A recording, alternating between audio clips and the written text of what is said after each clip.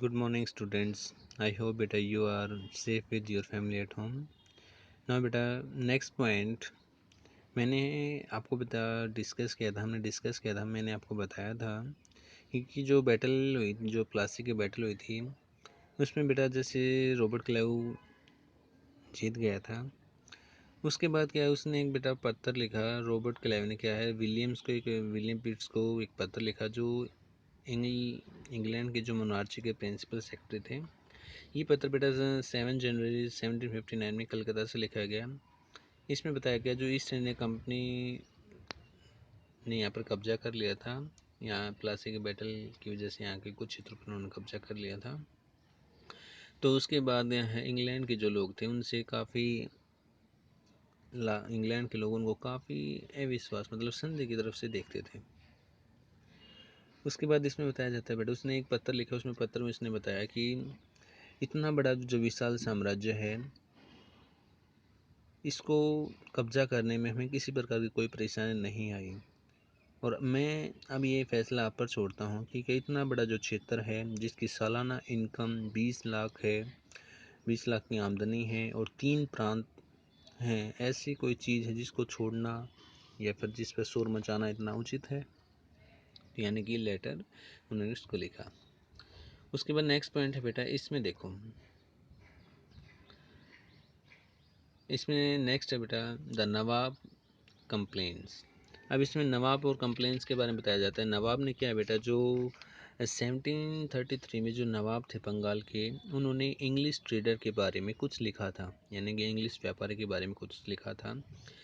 When they first come into the country they petitions then the government in the humblest manner for the liberty to merchant purchase a spot of the ground to build a factory house, upon which was no sooner granted but they built a strong fort.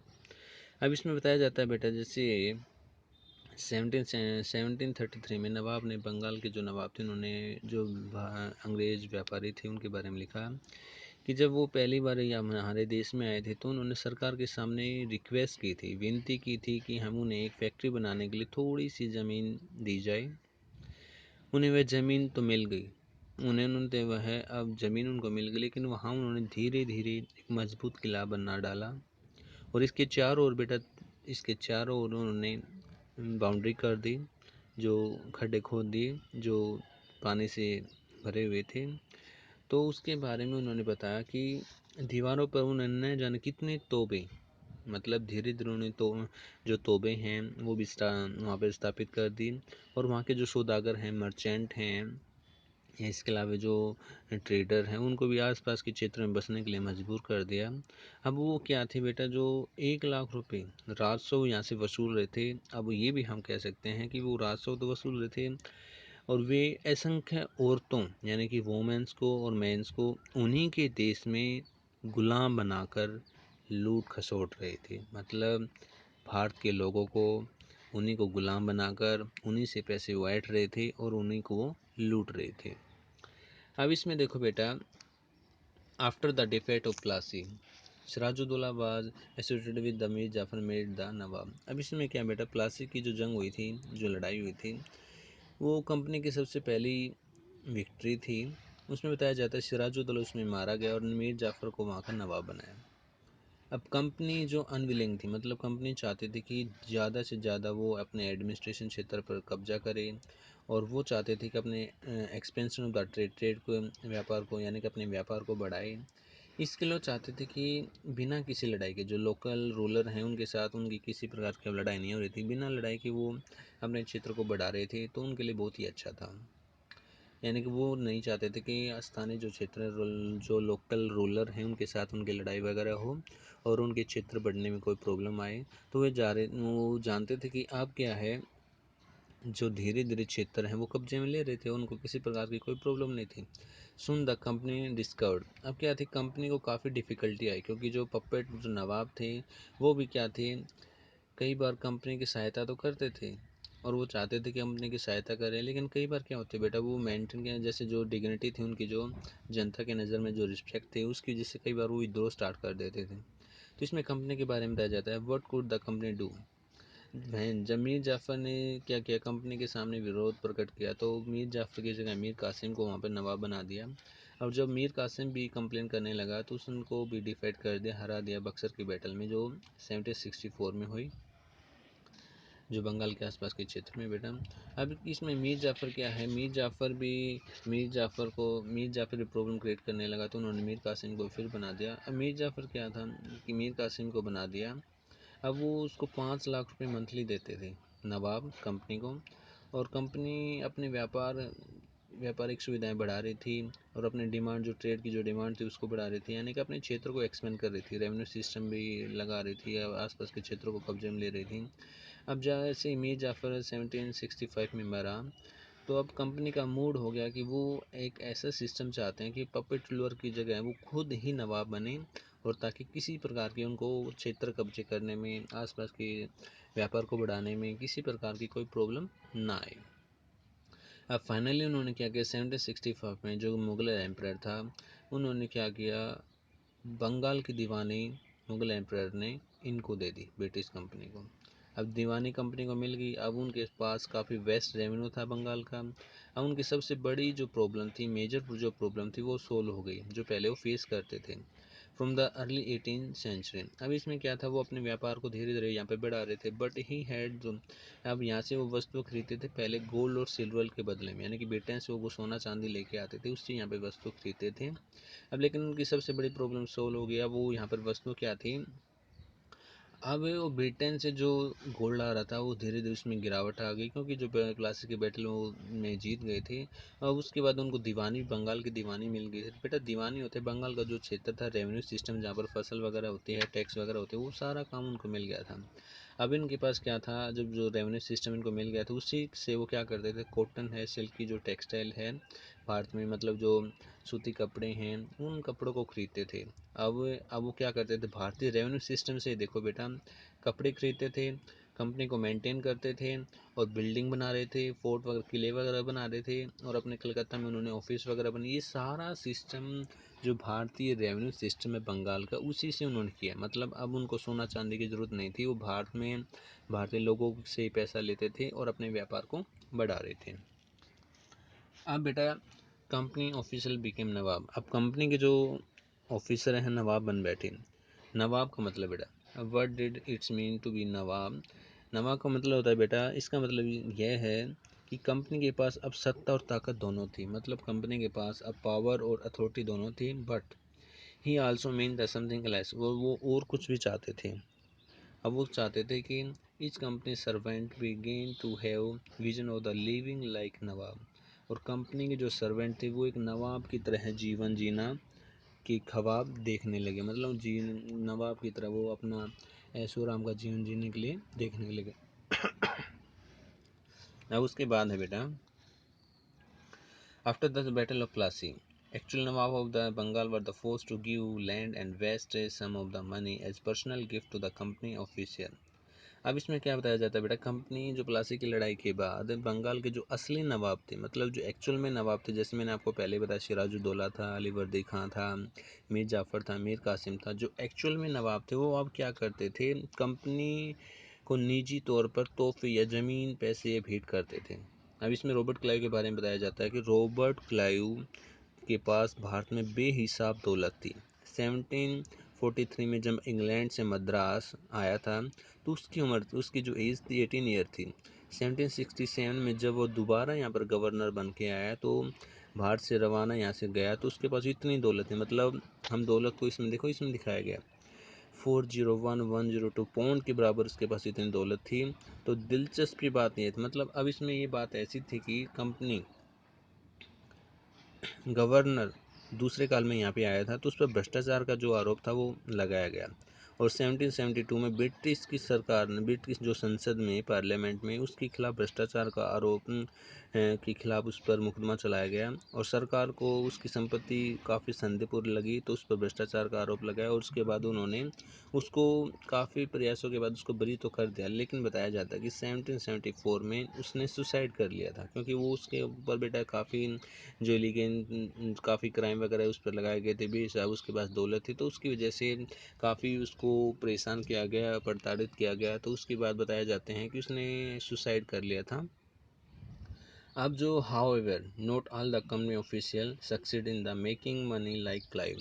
अब इस Meta company के जो सभी officer थे Clive की तरह इतनी ज़्यादा धन दौलत इकट्ठा तो नहीं कर पाए। बहुत सारी बीमारी और लड़ाई के कारण कम उम्र में ही मौत का निवाला बन गए, मतलब कम उम्र में ही वो मर गए। तो उसके बाद बताया जाए इसके अलावा सभी को भ्रष्ट और बेईमान मानना तो सही नहीं है। उसमें से बहुत सारे जो ऑफिसर थे साधारण परिवार से बिलोंग करते थे, मतलब सिंपल फैमिली से बिलोंग करते थे, और वो यहाँ पे व्यापार करते थे। उन्होंने यहाँ से काफ़ी पैसा कमाया था और ब्रिटेन जाकर वो आराम की ज़िंदगी बसर करने लगे, मतलब जीने लगे, और जो जीते थे धन दौलत लेकर वापस लौट गए। कुछ लोग यहाँ से काफ़ी पैसे वगैरह कमाकर जो निजी कंपनी के जो अधिकारी थे उन्होंने ब्रिटेन में जाकर अच्छे काफ़ी मकान वगैरह बनाए, जो काफ़ी रिच वगैरह मकान बनाए, आलीशान भवन वगैरह बनाए। तो वहाँ के लोग उनको नवाब कहते थे, क्योंकि यहाँ भारतीय शब्द नवाब का अंग्रेजी में संकलन किया गया है कि उन्होंने लोग अक्सर नए अमीर मतलब दिनों, यानी कि वो भारत में क्या है कुछ दिन के लिए यहाँ पर व्यापार करने के लिए आते थे और अच्छी खासी यहाँ से दौलत लेकर जाते थे और वहाँ पर अपने अच्छे अच्छे मकान बनाते। तो वहाँ के लोग उनको नवाब कहते थे क्योंकि उन्होंने कुछ दिनों में ही इतनी ज़्यादा पैसा कमा लिया था। यानी कि वो अपनी पावर को दिखाते थे कि हम नवाब की तरह जी रहे हैं, हमारे पास इतने पैसे हैं, हमारी कोठी हैं, हमारे पास नौकर वगैरह सर्वेंट वगैरह हैं। तो वो एक नवाब की तरह वहाँ पर जी रहे थे, तो वहाँ के लोग उनको नवाब कहने लग गए थे। कंपनी बेटा रूल एक्सपेंड। अब क्या है कंपनी का फैलाव, यानी कि कंपनी का जो शासन था वो धीरे धीरे एक्सपेंड हुआ। अब जैसे मैंने आपको बताया था 1757 में जो प्लासी की बैटल हुई, अब से लेकर 1757 से लेकर 1857 के बीच में अब ईस्ट इंडिया कंपनी क्या है कि द्वारा भारतीय राज्यों पर कब्जा करना धीरे धीरे उन्होंने स्टार्ट कर दिया। अब किसी अनजान इलाके में कंपनी सीधे सैनिक हमला तो नहीं करती थी, लेकिन उससे पहले क्या कि भारतीय जो क्षेत्र थे, टेरिटरी थे, उनको धीरे धीरे उन्होंने कब्जा करना स्टार्ट कर दिया। इसके अलावा उन्होंने भारत के वहाँ के मोस्टली जो पॉलिटिकल है, इकोनॉमी है या डिप्लोमेटिक मेथड है, उनको अपनाना स्टार्ट कर दिया। उन साधनों का इस्तेमाल करना उन्होंने स्टार्ट कर दिया। अब जो बैटल बक्सर की जो बैटल हुई थी बेटा 1764 में हुई थी, जो कंपनी के अधिकारी अपॉइंट वहाँ पे किए गए थे। अब उसके बाद क्या थे कंपनी के जो अधिकारी थे यहाँ पर अपॉइंट किए गए, मतलब अब भारतीय जो क्षेत्र थे, भारतीय जो रियासतें थी, जो इंडियन स्टेट थी, वहाँ पर एक जो रेजिमेंट था वो तैनात किया गया। अब रेजिमेंट यहाँ पे तैनात करने के बाद उनका मकसद क्या था, मेन मकसद क्या था बेटा, ये कंपनी के जो राजनीतिक और व्यवसाय पर देने होते थे, मतलब कंपनी की भर्ती हितैषी थी, उनका काम कंपनी के हितों की रक्षा करना और उन्होंने आगे बढ़ा, मतलब कंपनी के व्यापार को बढ़ाना, उनका विस्तार करना, क्षेत्रों का विस्तार करना। और रेजिमेंट के माध्यम से कंपनी के अधिकारी भारतीय राज्यों के भीतर मामलों में भी दखल करते थे। अब मतलब जो रेजिमेंट भारतीय स्टेट में था वो ये भी देखते थे कि भारतीय राजा कैसे हैं, नवाब कैसे हैं, उसमें क्या षड्यंत्र रचे जा रहे हैं, किस प्रकार वो अपना फ़ायदा उठा सकते हैं। तो अब वो धीरे धीरे इस चीज़ की वजह से कंपनी को फिर क्या करना चाहते थे, वो चाहते थे कि भारतीय क्षेत्र उनको कब्जे में करना वो स्टार्ट करें, और इसके अलावा वो खुद ये चाहते थे कि वो रेजिमेंट के तौर पर यहाँ पे रहें और अपना मुनाफा भी कमाएं। अब वो चाहते थे कि कई बार कंपनी ने रियासतों पर सा एक्शन दी, मतलब इसमें क्या है उन्होंने सब्सिडरी जो अलायंस है वो थोपने की कोशिश की गई, क्योंकि इसके बदले में ये कि बेटा एक ऐसा सिस्टम था जिसके महत उन्हें स्वतंत्र सेनाएं रखने का अधिकार नहीं रहता, मतलब उस क्षेत्र में वहाँ पर वो राजा अपनी सेना खुद की सेना नहीं रख सकता था, ब्रिटिश की सेना वहाँ पे रखी जाती थी, और उसके बदले में उसको उसके रख रखाव के लिए, उसकी सहायता के लिए ब्रिटिश को उसकी सेना, अंग्रेज़ों की सेना के को पैसे देने पड़ते थे उनको भाई, मोस्टली जैसे भाई क्या उनके खाने पीने का अरेंजमेंट, सेना का अरेंजमेंट, उनकी हर चीज़ की जो ज़रूरत की चीज़ें थी वो राजा के या नवाब के द्वारा अदा की जाती थी। अगर नवाब इस चीज़ को अदा करने में फेल हो जाता था तो वो क्या करते थे, उस क्षेत्र को कैप्चर कर लेते थे। इसमें बताया जाता है कि मोस्टली जैसे जो क्षेत्र हैं उन्होंने जो सब्सिडरी अलायंस के तहत ही अपने कब्जे में लिए थे। तो इसमें बताया जाता है जो सब्सिडरी जो फोर्स है उसमें बताया जाता है कि जो कंपनी क्या थी, कंपनी की जो सेना थी वो नवाब के यहाँ पे रहती थी, उसका प्रोडक्शन करती थी, उसकी सुरक्षा करती थी, उसके बदले में उसको कंपनी उस नवाब को उसका सेना का सारा खर्चा उठाना पड़ता था। अगर वो उस खर्चे उठाने में जो इंडियन रूलर है फेल हो जाते थे तो उनके प्लेंटी के रूप में उनको क्या है पेमेंट करनी पड़ती थी। जैसे इसमें एग्जांपल बताया गया है, जो रिचर्ड्स वेल्सली है जो गवर्नर जनरल 1798 में से लेकर यहाँ पर 1805 के बीच में यहाँ पे आया था, जो उन्होंने क्या किया अवध के नवाब को इसी तरीके से उन्होंने उसके क्षेत्र को उन्होंने कैप्चर किया 1801 में। इसके अलावा जो हैदराबाद के क्षेत्र को भी उन्होंने धीरे इसी के तहत उन्होंने छीन लिया था। मतलब ये क्या थी, इस जो सब्सिडरी लाइन से एक बेटा एग्रीमेंट था जिसके माध्यम से क्या थे, राजा को ब्रिटिश की सेना रखनी पड़ती थी और उसका रख रखाव नवाब या राजा को ही करना पड़ता था। अगर वो उसके रख रखाव में फेल हो जाते थे तो उसके क्षेत्र को वो कैप्चर कर लेते थे। अब इसमें बेटा रेजिमेंट की जो पावर है उसके बारे में बताया गया है, रेजिमेंट की ताकत क्या होती थी। अब इसमें बताया what this is the what James Mill the famous economics and the political philosopher from Scotland wrote about the regiment to the point by the company. बेटा जो स्कॉटलैंड का जो जेम्स मिल था, हमने फर्स्ट चैप्टर में इसके बारे में पढ़ा था। इसने एक बुक भी लिखी थी British of A history of British India, जिसमें इसने हिंदू मुस्लिम और ब्रिटिश के बारे में बताया गया था कि उसको 3 भागों में डिवाइड किया गया। तो उसने बेटा कंपनी के बारे में कि उसने जेम्स मिल ने कहा था कि दरअसल we place a regiment who really is the king of the country.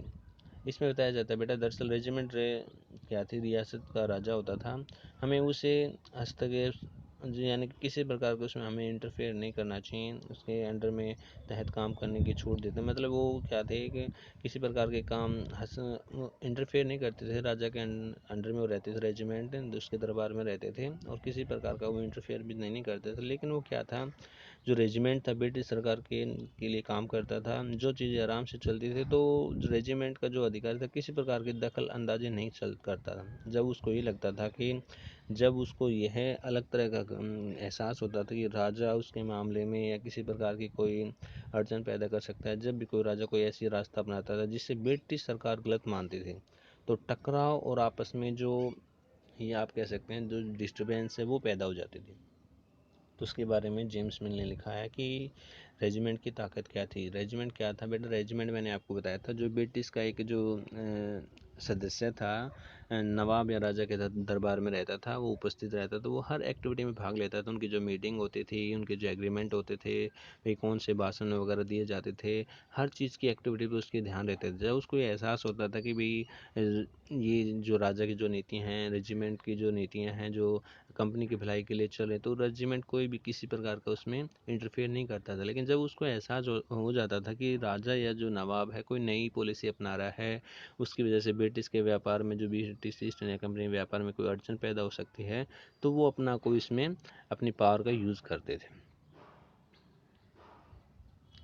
अब बेटा Tipu Sultan the tiger of the Mysore. Tipu Sultan के बारे में बताया जाता है बेटा, जब कंपनी को राजनीतिक और आर्थिक हितों पर खतरा दिखाई देने लगा तो उन कंपनी के क्या है बेटा सैनिक टकराव पैदा हो गया। अब दक्षिण भारत में बताया जाता है, मतलब साउथ क्षेत्र में बताया जाता है